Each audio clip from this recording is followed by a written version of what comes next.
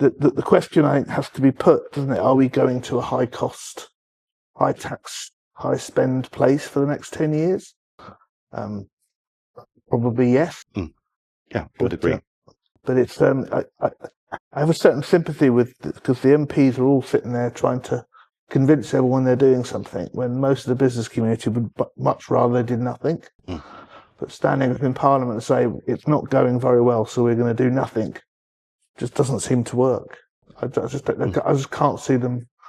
Can't see them doing it. It just, so they have to tinker, and of course, because they're tinkering, then people think, well, I'll wait. What's going to happen next? Is it going to get worse? I'll just sit.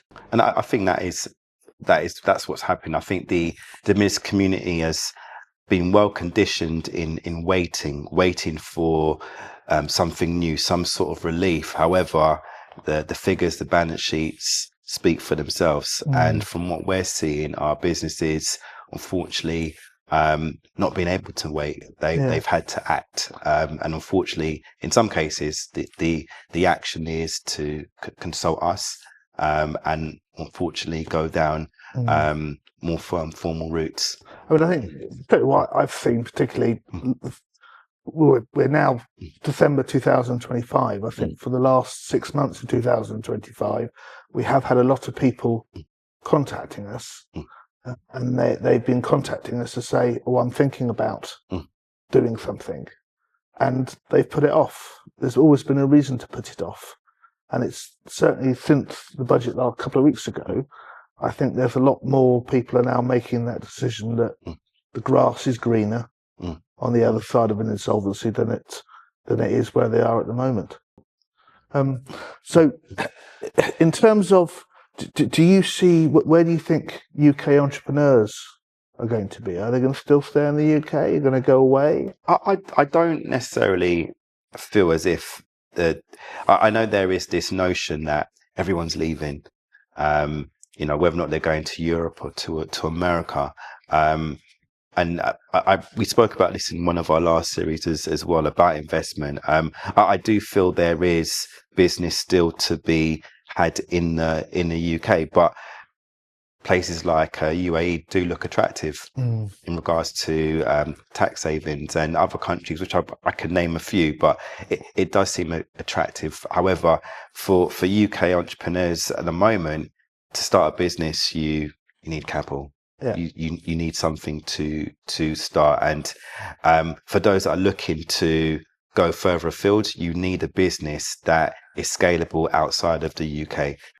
It can't just be, everyone wants to buy a widget in the UK and the UK only. It needs to be attractive to the US, to the other markets as well. I have a slightly different view to that, because you are now perfectly capable of running a business in the UK based in Romania or the UAE or middle of Spain with a decent internet connection.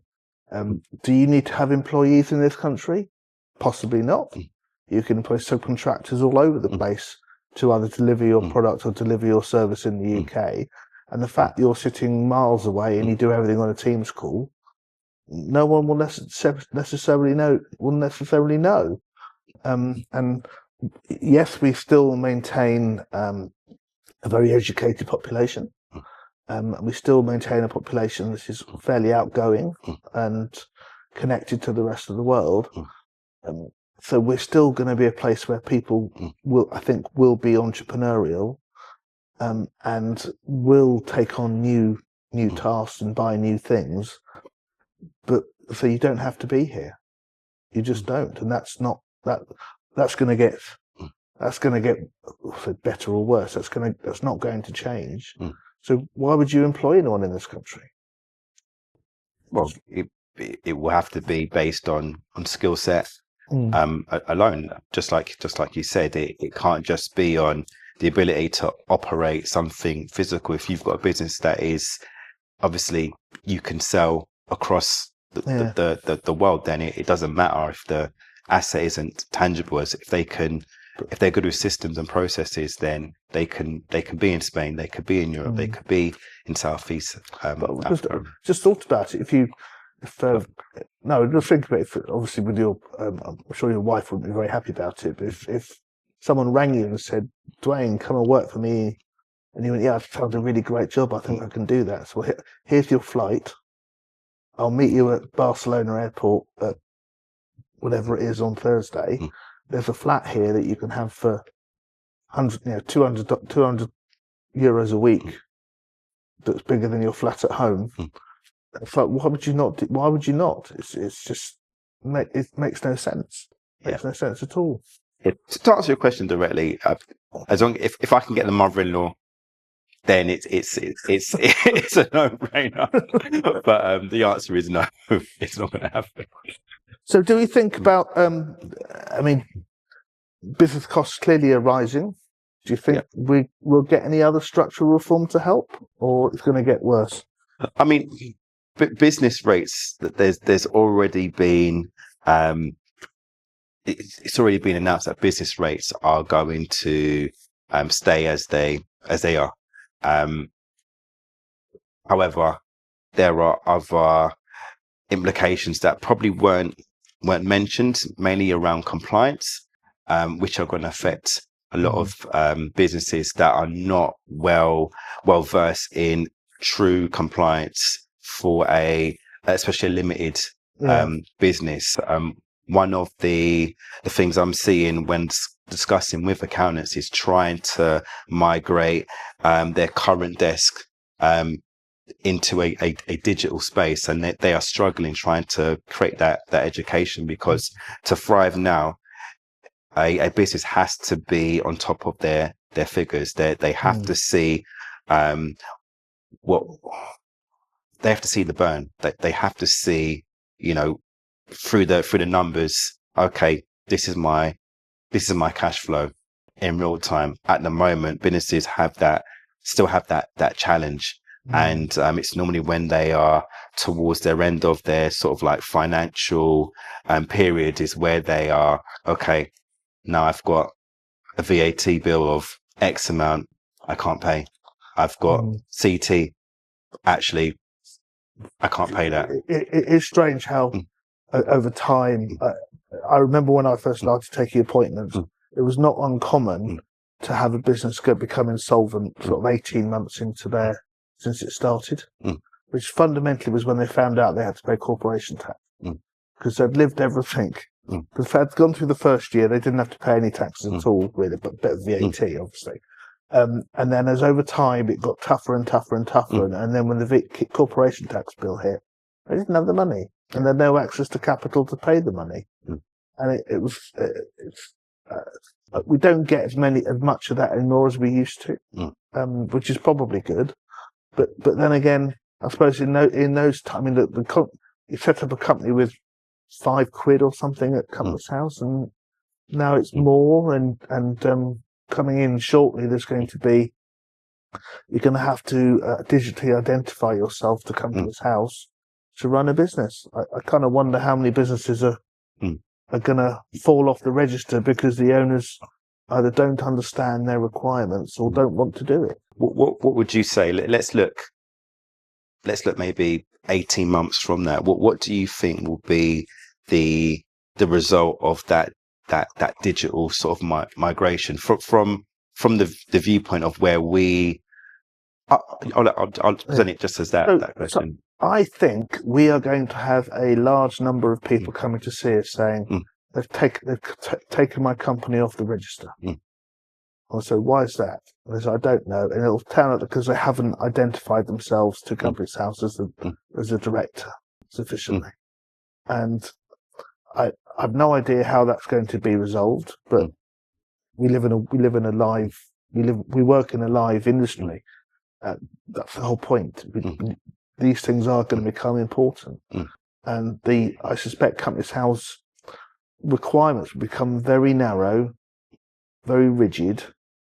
And if you are the widget maker, or you're very good at plumbing and those sorts of, if you're very good at your particular thing, dealing with the nuances of the compliance of Compass House is going to be very difficult. But then we're getting slightly away from the budget. So do you think? I think we probably agreed, don't we, that SMEs and entrepreneurs don't necessarily have to be in the UK. Yeah. For most of the small business community, it's best to describe them as a hobby. That they're doing it not. Yes, we want to make some money, and we'd possibly like a bigger house and a holiday, go on holiday somewhere. But most people are running a small business because they want to run a small business. They're not running it necessarily to take over the world. Much of government policy seems to be assuming that they all want to get bigger. And they want to go and employ someone to do their tax returns, and they want to go and employ someone to do their corporate governance policies and procedures. Well, they don't. That's not what they're doing it for. It's all very sad. So, I mean, do you think, are we looking at a stable budget? Are we going to get long-term uncertainty, or is it going to make life better? Like I said before, businesses have, I guess, become conditioned to waiting for something new, something better around the corner. And since COVID, we haven't seen that happen. It's not going to happen overnight. We're experiencing more inquiries. The figures in the businesses that we're speaking to haven't changed overnight because of the budget. The problems have always been there, and it's probably the legacy businesses that are going to be more affected long term compared to new businesses that are incorporated now. So what we are going to see is legacy businesses that had a war chest of money, that entered COVID and say, look, we can get through it. We've built our business on brick and mortar, and obviously they've gone through restructuring throughout this whole time, and now they're at our doors with not much left in the bank, just enough to obviously consult with us and unfortunately use our services. For new businesses, it's slightly different, where they need to obviously manage and account for their time.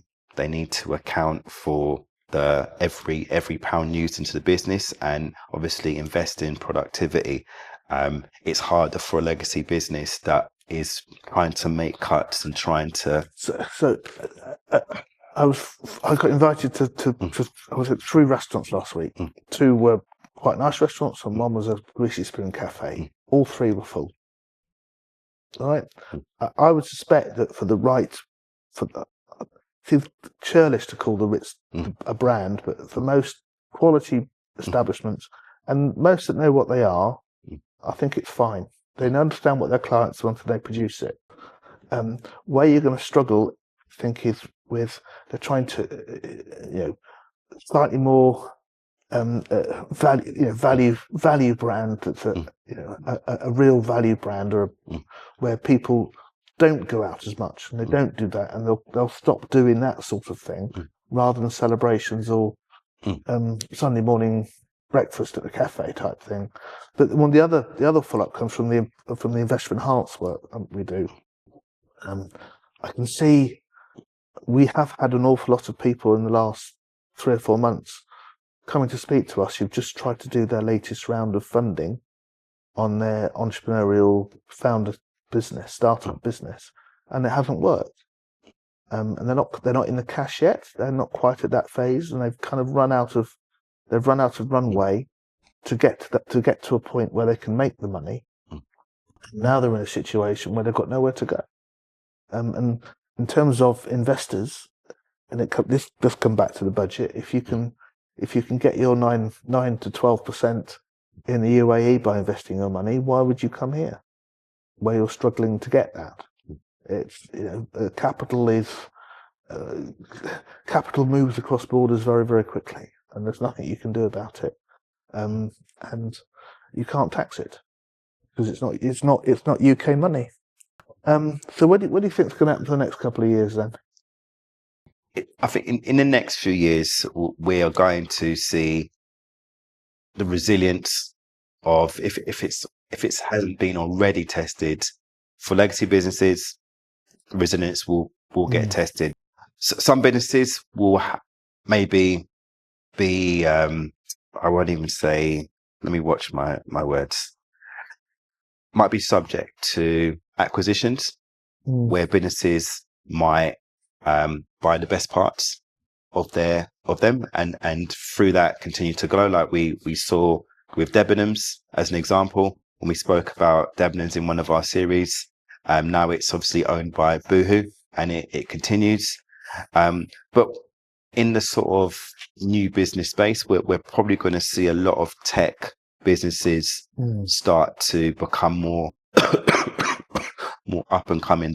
Where we are in an AI bubble. Yeah. There's no denying that. Are we in an AI bubble? I believe we still are, to some degree. But businesses are embracing new tech. Investors are still keen to invest in new technology.